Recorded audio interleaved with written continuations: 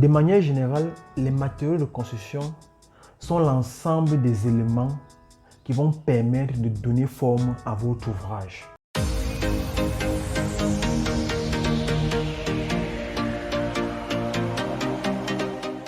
Bonjour et bienvenue sur Djengo Academy. Je suis Thierry Bengue, fondateur de l'entreprise de bâtiment Newsat et promoteur des différentes plateformes Djengo Academy.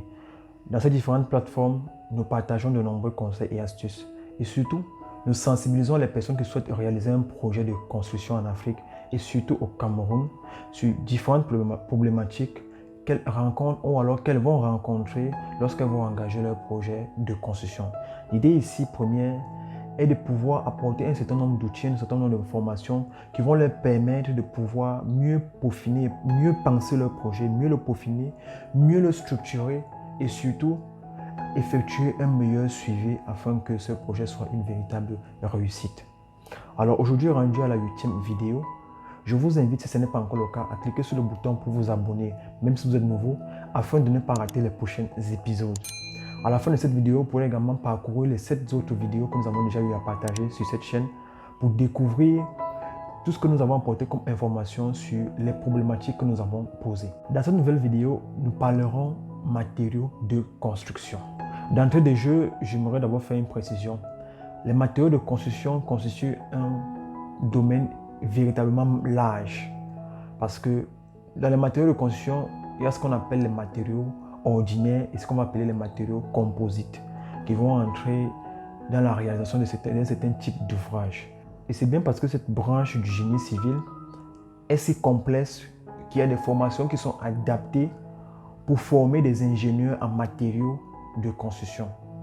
Que ce soit les matériaux pour la construction des bâtiments ou alors la construction des ouvrages d'art tels que les ponts, les grandes infrastructures telles que les stades et autres. Et c'est donc vous dire combien il n'a pas été facile pour nous de pouvoir préparer cette vidéo parce qu'il fallait trouver la méthode la plus simple pour pouvoir apporter un maximum d'informations concernant cette thématique. Tout au long de cette vidéo, nous allons ensemble chercher à comprendre ce qu'est réellement les matériaux de construction.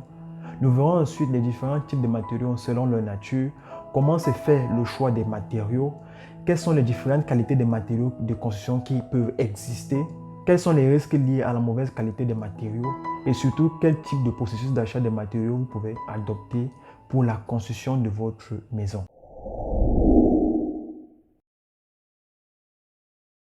De manière générale, les matériaux de construction sont l'ensemble des éléments qui vont permettre de donner forme à votre ouvrage. Pour faire simple, le point qui mène de la conception de votre projet à sa réalisation, ce sont les matériaux de construction.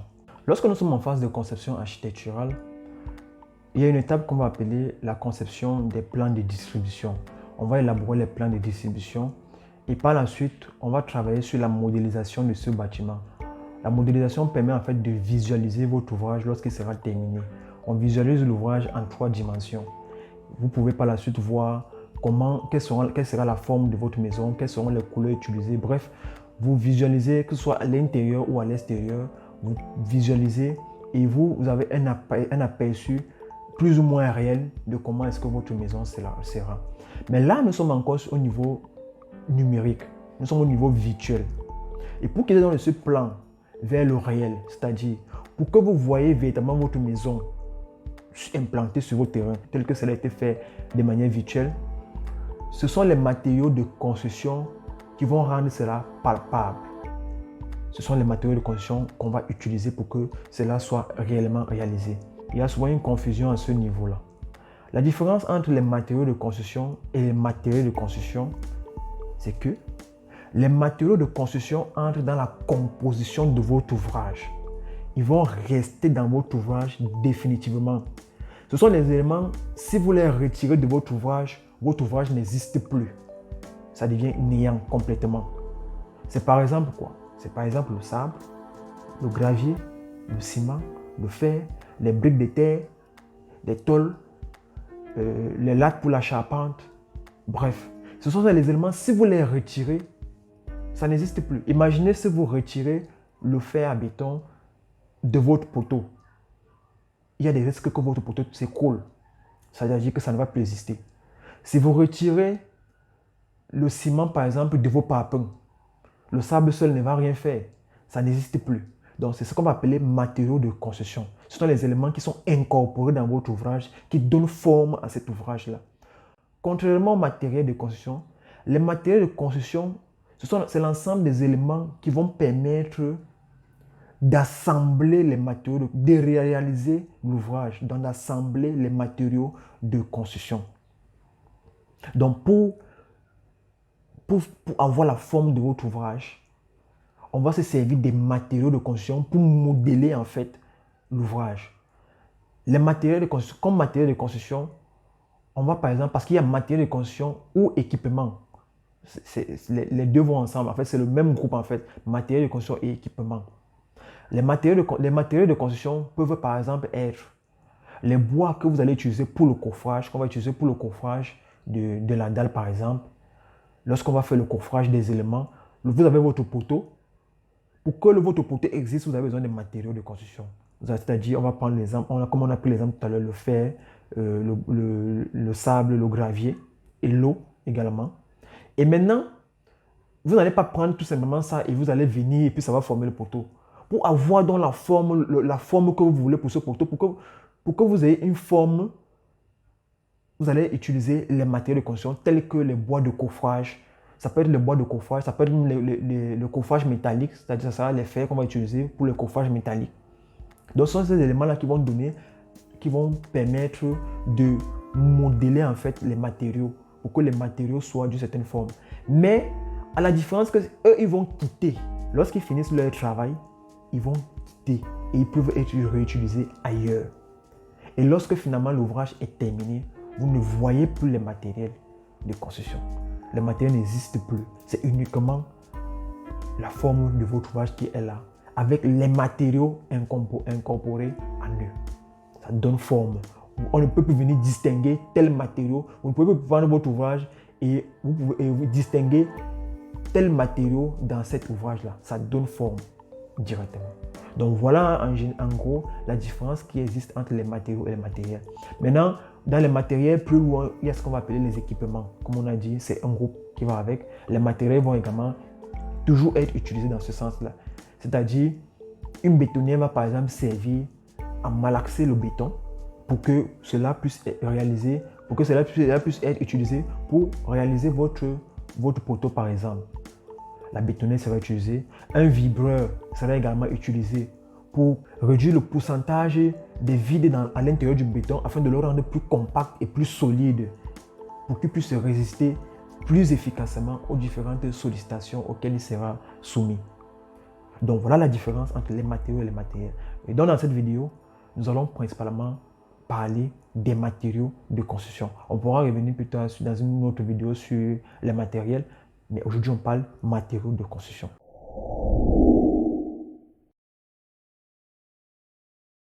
En fonction de leur nature, les matériaux de construction peuvent être de plusieurs types. Vraiment, il n'y a pas de limite dans ce sens-là. Et plus le temps passe, plus les recherches sont effectuées et on découvre de nouveaux matériaux de construction. Du classique au plus complexe. On va parler des matériaux de construction ordinaires et on va parler des matériaux composites. Pour faire simple, les matériaux complexes sont une association de plusieurs types de matériaux qui permettent de créer un certain type de matériaux pour réaliser un certain type d'ouvrage. Et même dans les matériaux composites, il y a ce qu'on va appeler les matériaux composites simples et les matériaux composites complexes. Au niveau des matériaux composites simples, on va prendre l'exemple du parpaing. Le parpaing est un matériau composite simple dans la mesure où il allie deux matériaux principalement, le sable et le ciment. C'est la raison pour laquelle on va le considérer comme un matériau composite simple. Un autre exemple de matériau composite simple, c'est la tôle alu-zinc. Une tôle alu-zinc, c'est une tôle principalement constituée d'aluminium et de zinc. En général, on va faire cette association pour réduire le coût de la tôle. Parce qu'une tôle uniquement en aluminium sera bien plus coûteuse qu'une tôle en alu-zinc. En réalité, aujourd'hui, très peu de matériaux utilisés dans la construction des bâtiments ne sont pas des matériaux composites. Mais la tendance qui vise à renverser ce fait, ce sont les ouvrages dits écologiques. Ainsi donc, nous avons deux grands groupes de matériaux de construction. Nous avons les matériaux de construction qui sont utilisés dans la réalisation des bâtiments écologiques ou alors des bâtiments dits écologiques. Nous avons d'un autre côté l'ensemble de tous les matériaux de construction qui sont généralement utilisés sous les ouvrages classiques. Pour ce qui est des ouvrages écologiques, on pourrait utiliser des matériaux 70 à 100% naturels comme les briques de terre, les tuiles, les pierres, le bois ou d'autres éléments comme le bambou. De l'autre côté, vous avez des ouvrages qui sont réalisés avec des matériaux ordinaires comme les parpaings, les bétons pour donner certaines formes et bien d'autres éléments. Une chose que vous devez retenir dans l'utilisation de ces deux catégories de matériaux, c'est que lorsqu'on utilise les matériaux de construction dits ordinaires, on aura toujours tendance à les cacher. En fait, lorsque l'ouvrage est terminé, la plupart du temps, on revêt cela avec un autre matériau. Donc, ce qui fait qu'au finish, il est difficile de déterminer quel type de matériau a été utilisé sur cet ouvrage. Sauf s'il faut venir casser, démolir en quelque sorte pour pouvoir retrouver chaque élément. De l'autre côté, lorsqu'on réalise une maison dite écologique avec des matériaux 70 à 100% naturels, ces matériaux seront pour la plupart du temps toujours visibles. C'est par exemple le cas des maisons construites en briques de terre. Lorsque ces briques sont bien faites, elles seront toujours visibles. Pareil pour les maisons construites avec des pierres. Donc, il y a toujours cette tendance-là à laisser paraître le naturel, l'aspect naturel de la maison. Le choix des matériaux de construction ou alors le choix d'une famille de matériaux de construction se fait en fonction de la zone où le projet est réalisé, en fonction de l'environnement dans lequel le projet est réalisé. Le deuxième point qui est également important dans le choix d'un type de matériau au détriment d'un autre, ce sont les valeurs que vous incarnez. Ce sont les valeurs que vous partagez. Ce sont ces valeurs-là qui vont permettre de choisir un type de matériau ou un groupe de matériaux au détriment d'un autre. Mais avant de continuer, je tiens à préciser que ces deux groupes de matériaux peuvent être utilisés pour un même projet. Et c'est ce qui est généralement fait. Vous pouvez décider de réaliser votre ouvrage avec des matériaux ordinaires, tels que cela est vulgairement fait. Ou alors vous pouvez décider de réaliser votre ouvrage avec des matériaux dits naturels. Ou alors vous pouvez décider d'associer ces deux groupes de matériaux pour la réalisation de votre ouvrage. Donc le choix vous revient. Tout dépend de l'environnement dans lequel vous êtes. Tout dépend des valeurs que vous partagez. Lorsqu'on parle du choix en fonction de l'environnement ici, c'est par exemple quoi? Si vous vivez dans une zone véritablement chaude, telle que l'extrême nord du Cameroun, ou alors même la ville de Douala au Cameroun, vous pouvez décider d'opter pour la construction écologique. Ces matériaux vont permettre de réguler la température au sein de votre maison afin de s'accommoder à l'environnement externe. Et vous pourrez ainsi vivre paisiblement dans votre maison sans avoir besoin de prendre un climatiseur. Si vous menez un combat dans le but de protéger l'environnement, il est clair que vous allez réaliser un projet de construction qui va également dans ce sens. C'est-à-dire que vous allez construire une maison avec des matériaux dits naturels. Ça sera par exemple une maison en briques de terre, une maison avec une toiture en bambou et des pailles ou alors en tuiles. Il est surtout très important de prendre en compte l'environnement dans lequel vous êtes, l'environnement dans lequel votre projet sera implanté avant de choisir un type de matériau au détriment d'un autre. Parce que si vous choisissez de vous construire avec des briques de terre et que vous êtes situé dans une zone où vous n'aurez pas la possibilité d'avoir une terre de très bonne qualité pour réaliser de très bonnes briques, vous allez devoir aller chercher la terre ailleurs ou alors vous allez devoir externaliser la production de vos briques, ce qui va revenir à un coût beaucoup plus élevé. Et du coup, vous pouvez vous retrouver dans une situation où, au lieu que votre ouvrage naturel soit moins coûteux, celui-ci devient beaucoup plus coûteux qu'un ouvrage réalisé avec des matériaux classiques dits ordinaires. Donc, il est donc important de pouvoir faire cette analyse-là, de prendre en compte vraiment l'environnement dans lequel vous êtes avant de pouvoir lancer votre projet de construction. Un autre exemple, vous êtes dans une zone où vous avez suffisamment de pierres et peut-être même gratuitement, mais vous décidez de réaliser un ouvrage avec des parpaings pour votre fondation. Ça serait une dépense carrément inutile. Il y a quelques temps, nous avons eu un projet de construction d'un duplex dans la région de l'Ouest, précisément dans le département de la Ménois. Et lorsque nous sommes arrivés, nous avons constaté que le terrain était en pente et qu'il fallait effectuer un terrassement sur une hauteur pratiquement de 3 mètres sur le point le plus élevé.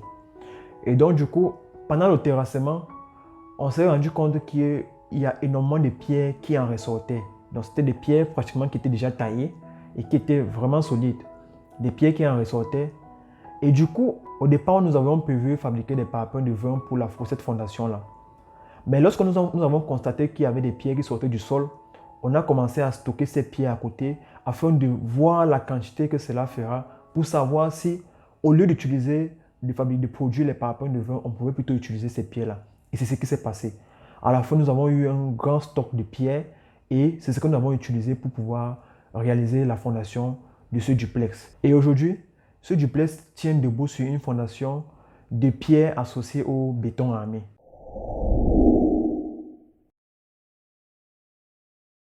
Le choix des matériaux ou alors du type de matériaux de votre maison vous incombe. Vous, le maître d'ouvrage, vous, le propriétaire de ce bâtiment. Ce choix vous incombe. Certes, le professionnel va vous faire des propositions, mais ça sera à vous de choisir. Le choix peut se faire au niveau macro. C'est-à-dire, vous arrivez devant un professionnel, vous lui dites que vous voulez une maison écologique.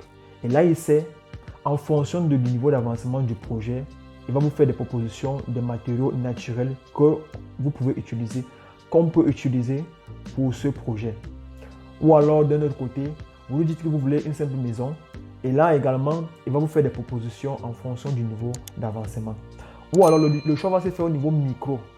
C'est-à-dire, en fonction du niveau d'avancement, vous aurez le choix entre les matériaux ordinaires et les matériaux naturels. Au fur et à mesure que le projet va évoluer, au fur et à mesure que, en fonction de chaque étape du projet, vous allez effectuer le choix. Le choix pourra se faire pendant la phase de conception, idéalement. Mais pour certaines phases du projet, le choix pourra se faire lors de la réalisation. Mais il est toujours important de pouvoir présenter aux professionnels vos réels besoins. Si vous voulez une maison écologique, précisez cela lors de la conception. Ou alors si vous voulez une simple maison, précisez également cela. Vous allez donc faire le choix ou alors vous allez expliciter le choix que vous voulez. Vous allez présenter cela à votre professionnel. Le professionnel, c'est là, c'est l'architecte. C'est l'architecte qui va travailler sur les types de matériaux qu'il faut pour votre ouvrage. Parce que ces éléments-là vont entrer dans la conception architecturale de votre ouvrage. Et il va décrire cela dans le devis descriptif afin que l'ingénieur, lors de la conception structurale, puisse prendre en compte ces paramètres-là pour évaluer les différentes charges que cela va apporter sur l'ouvrage dans son ensemble. Ce n'est pas lorsqu'on a fini de réaliser les fondations de votre maison que vous allez débarquer et dire que vous ne voulez plus les parpaings, mais vous voulez les briques de terre. Non, ça ne se passe pas comme ça. Le poids d'une brique de terre et le poids d'un parpaing n'est pas le même. Et ce poids-là doit être renvoyé sur la fondation. C'est vrai que lorsqu'on évalue la fondation, il y a des coefficients qu'on a faits pour que si la charge est plus que ce qui était prévu au départ, le bâtiment puisse supporter. Mais de manière générale, il faut toujours faire des précisions dès le départ et que ces précisions soient prises en compte lors du calcul. Sinon, si à chaque étape, on vient faire des modifications, on augmente la charge. À chaque étape, on augmente la charge. Finalement, on peut se retrouver dans une situation où la pondération qui a été faite devient inférieure à les charges qu'on a augmentées durant le processus de réalisation. D'où l'importance de faire cette précision-là, soit sur tous les éléments ou alors les plus importants lors de la phase de conception architecturale. Lorsque vous êtes devant l'architecte, vous l'expliquez clairement le type de matériaux que vous voulez pour votre ouvrage. D'où l'importance de toujours bien penser votre projet avant d'aller rencontrer un professionnel. Et là, nous avons vu dans une précédente vidéo que vous pouvez regarder plus tard, dans laquelle je vous précisais les deux éléments, les deux choses que vous devez faire avant d'aller rencontrer un professionnel pour lui présenter votre projet. Pensez votre projet, analysez votre capacité financière. Et dans penser votre projet, vous devez justement prendre en compte ces éléments-là au niveau des matériaux de construction. Faites des recherches. Aujourd'hui, nous sommes dans un monde complètement ouvert. Vous pouvez faire les recherches et voir de manière générale quel type de matériaux. Ou alors, si vous ne connaissez rien là-dessus, lorsque vous allez à la rencontre professionnelle, vous demandez à ce qu'il puisse vous présenter toutes les alternatives qui s'offrent à vous.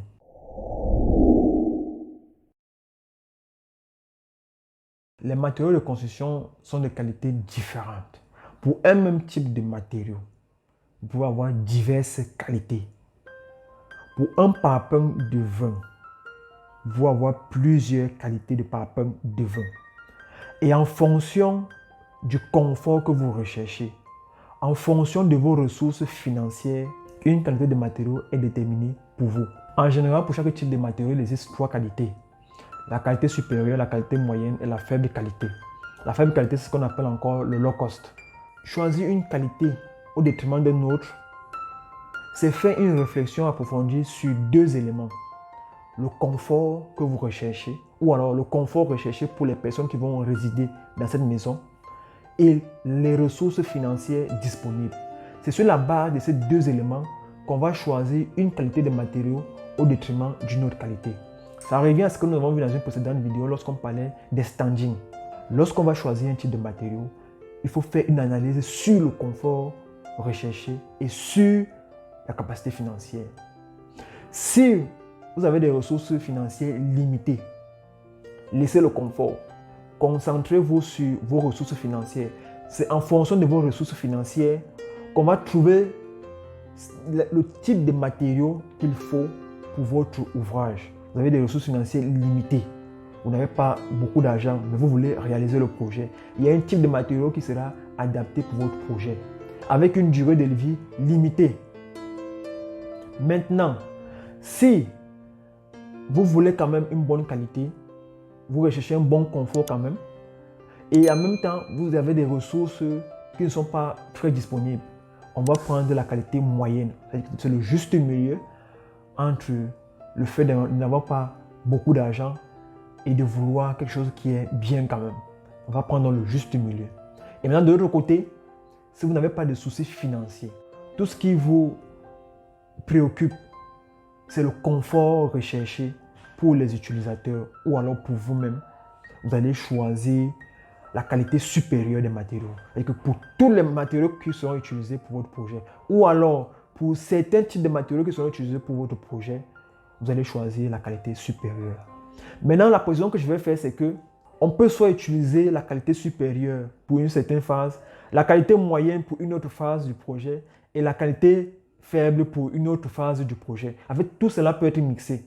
Et donc, on se retrouve souvent dans une situation où, au niveau de la réalisation du gros œuvre du bâtiment, le client va demander à ce qu'on prenne une qualité moyenne ou même une qualité faible des matériaux pour certaines phases. Il va accepter cela. Mais au niveau de la phase de finition, il est prêt à mettre le paquet. Il va exiger la qualité supérieure des matériaux parce que c'est ce qu'il voit. Ça peut être une erreur dans la mesure où, si c'est le gros œuvre qui constitue la plupart du temps le squelette de votre ouvrage n'est pas solide, a été réalisé avec une faible qualité des matériaux et que vous venez juste uniquement vous voiler les yeux avec la qualité supérieure sur les finitions, lorsque les matériaux utilisés, les matériaux de faible qualité utilisés pour le gros œuvre vont arriver à l'aide d'expiration, ils vont céder. L'ouvrage va s'écouler et même vos matériaux de haute qualité ou de qualité supérieure que vous avez utilisés au niveau des finitions ne serviront plus à rien parce que les finitions sont sur le gros œuvre. C'est le gros œuvre qui porte les finitions et non l'inverse. Voilà pourquoi vous devez encore réfléchir sur vos priorités. Est-ce que vous voulez un ouvrage solide et durable? Ou alors vous voulez un ouvrage beau et attrayant? Ou alors vous voulez les deux? Vous devez faire le choix. Et sachez que pour chaque type d'ouvrage que vous voulez, il y a bien sûr un coût à payer. Donc, tout dépend de vous. Un ouvrage solide et durable, c'est d'abord un ouvrage où on a investi à le réaliser avec des matériaux de qualité supérieure pour son gros œuvre, pour sa structure porteuse, afin qu'il reste éternel. Même si la peau se décape, l'ouvrage reste debout. On pourra venir changer tout l'aspect design autour, mais la structure reste debout. Ça ne bouge pas. Même s'il y a tremblement de terre, l'ouvrage reste debout. Ça ne fléchit pas. Ça, c'est ce qu'on appelle un ouvrage solide et durable. C'est-à-dire que vous avez investi beaucoup plus d'argent sur la structure porteuse, sur le gros œuvre. Et maintenant, de l'autre côté, un ouvrage beau et attrayant, c'est un ouvrage sur lequel on a presque rien investi. C'est-à-dire on va utiliser les matériaux de faible qualité ou bien de moyenne qualité au niveau du gros œuvre. Mais on a tout investi sur, sur les finitions. On a tout mis sur les finitions. C'est beau, c'est attrayant. Si c'est les appartements, on augmente le prix du loyer. Mais au fond, la structure n'est pas solide. Et là, quand l'ouvrage est fini, quelques mois plus tard, on aperçoit des fissures sur le mur. Les finitions ne vont pas cacher les fissures. Les fissures ne viennent. Lorsque vous voyez les fissures sur le mur, les origines sont diverses. On fera une autre vidéo sur les fissures plus tard. Mais les origines sont diverses. Vous pouvez voir une fissure au deuxième étage, alors que l'origine de ça, c'est à la fondation. Parce que la fondation n'a pas été bien faite, ou alors la fondation a été posée sur un sol qui n'est pas stable. Voilà la raison pour laquelle aujourd'hui vous apercevez les fissures sur votre mur. Et les finitions, tout l'argent que vous avez dépensé sur les finitions ne peuvent pas cacher cela. Ne peuvent pas empêcher que si ce mur doit tomber, ça va tomber. Donc voilà ce qu'on appelle un ouvrage beau et attrayant, où tout est investi sur le design, sur la beauté, sur l'attraction, sur le wow, sur ce que les gens vont voir. Maintenant, de l'autre côté, vous avez donc un ouvrage qui rallie tout cela. Vous avez un ouvrage qui rallie tout cela. En même temps, il est beau, en même temps, il est solide, durable, et en même temps, il est beau et attrayant.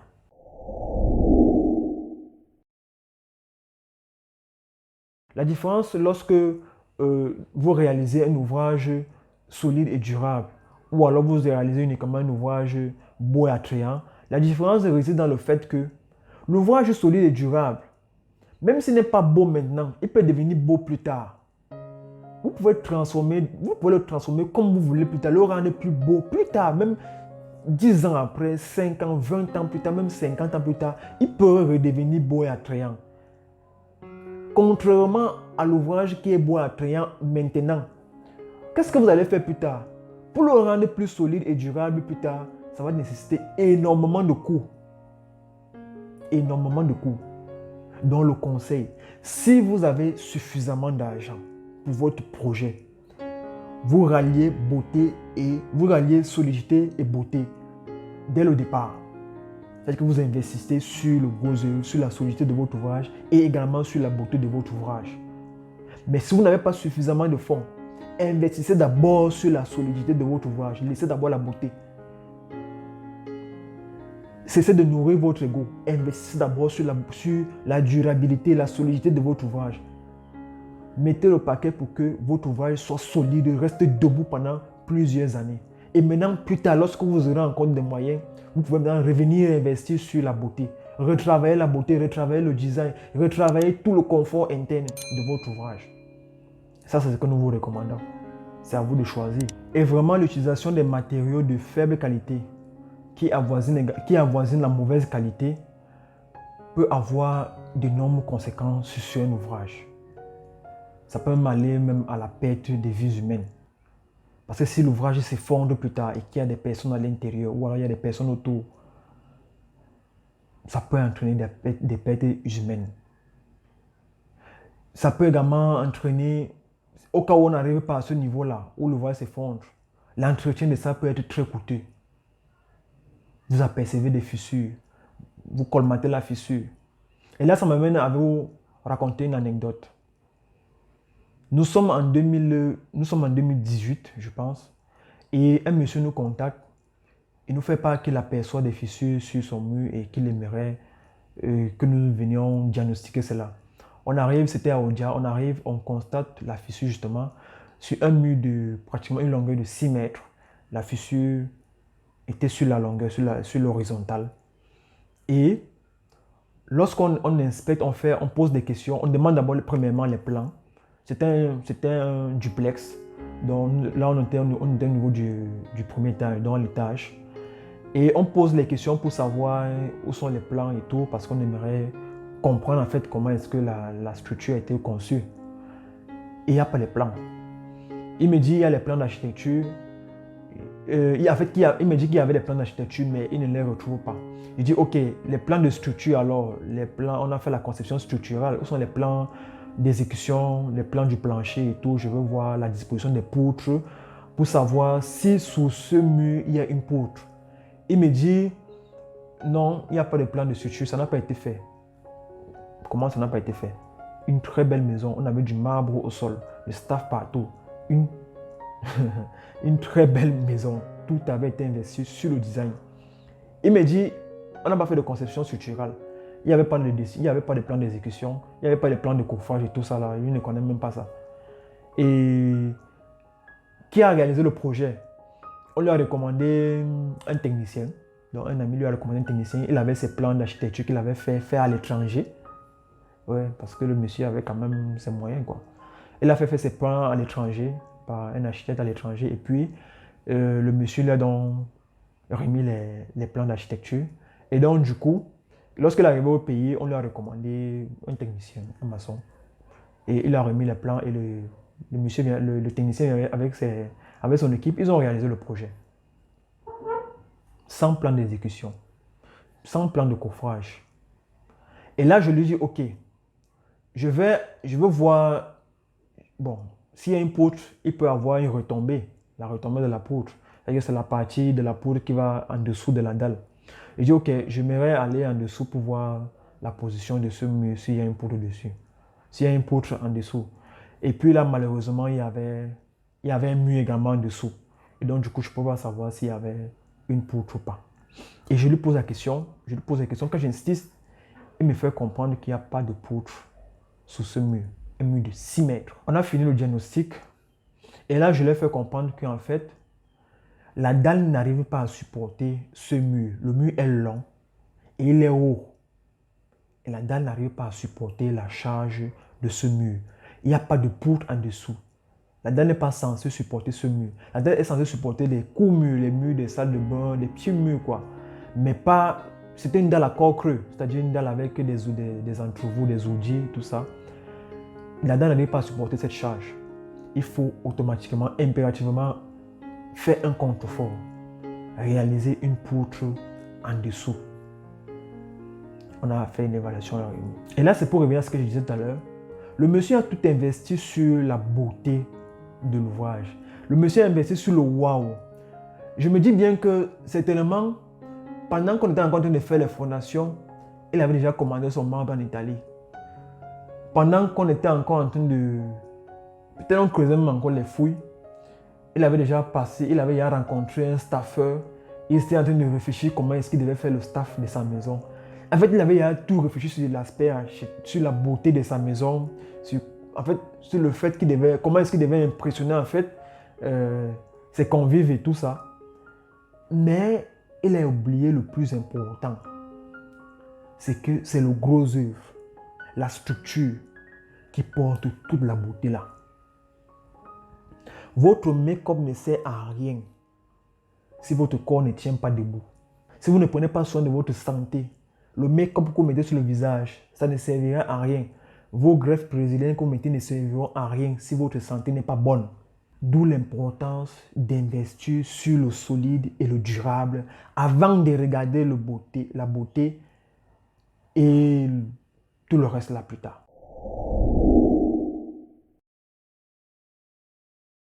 Il existe 3 modes d'achat des matériaux. Soit vous achetez vous-même les matériaux, c'est-à-dire vous le propriétaire de la maison, de l'ouvrage, vous achetez vous-même vos matériaux de construction. Soit vous confiez l'achat des matériaux au prestataire, à l'entreprise qui réalise votre projet. Ou alors, vous cherchez une personne tierce et vous lui confiez la tâche de vous fournir les matériaux ou alors qu'elle gère l'achat des matériaux, l'approvisionnement des matériaux sur votre terrain. L'approvisionnement et la gestion, bref, le contrôle sur votre chantier. Donc voilà dans les 3 modes que vous pouvez utiliser, soit l'un, soit l'autre. Ou alors, tout ça au même moment. C'est-à-dire, bon, pas tout. Vous pouvez soit acheter vous-même un certain type de matériaux et le reste vous confier au prestataire qui réalise votre projet. Ou alors vous gérez tout ça ou bien vous confiez tout cela à votre prestataire ou une personne tierce. Il est important de pouvoir clarifier cela. Le choix d'un ou l'autre mode de fonctionnement d'achat de matériaux dépend de 2 éléments. Qui réalise votre projet? Qui fait le suivi de votre projet? Voilà les 2 questions que vous devez vous poser avant de choisir un mode de fonctionnement ou un autre qui réalise votre projet et qui effectue le suivi. Est-ce que vous avez confié la réalisation de votre projet à une personne, à une entreprise fonctionnelle? Est-ce que vous l'avez fait à une tierce personne?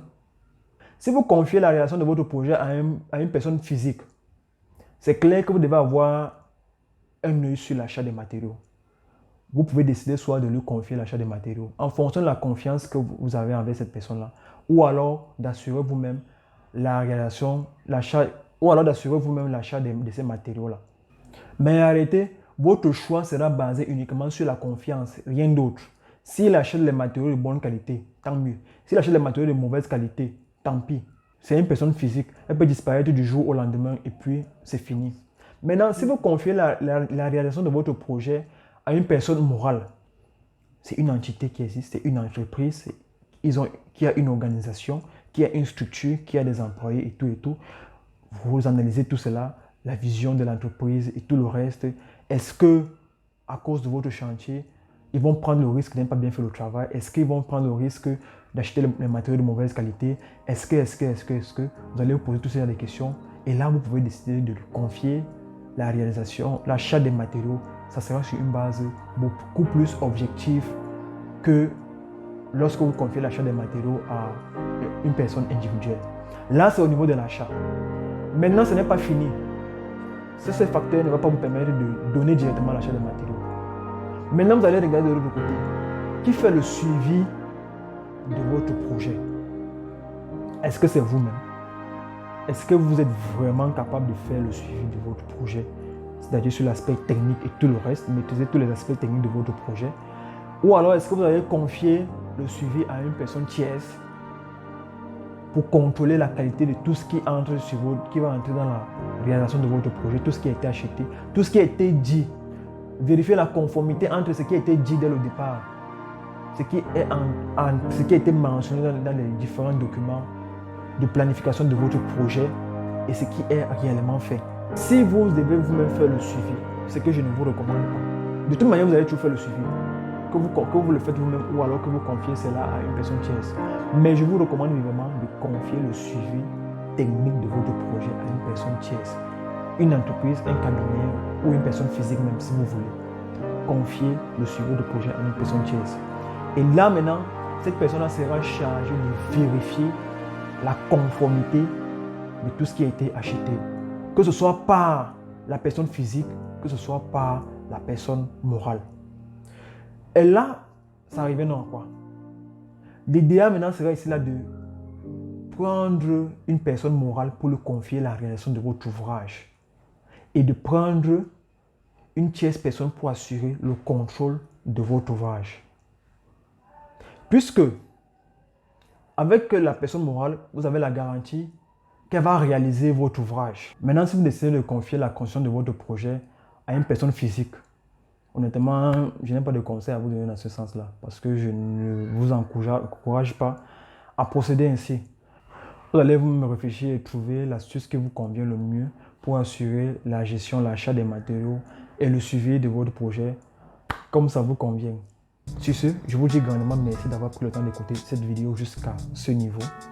Alors, j'espère grandement que cette vidéo vous a apporté un plus sur ce que vous savez déjà concernant les matériaux de construction.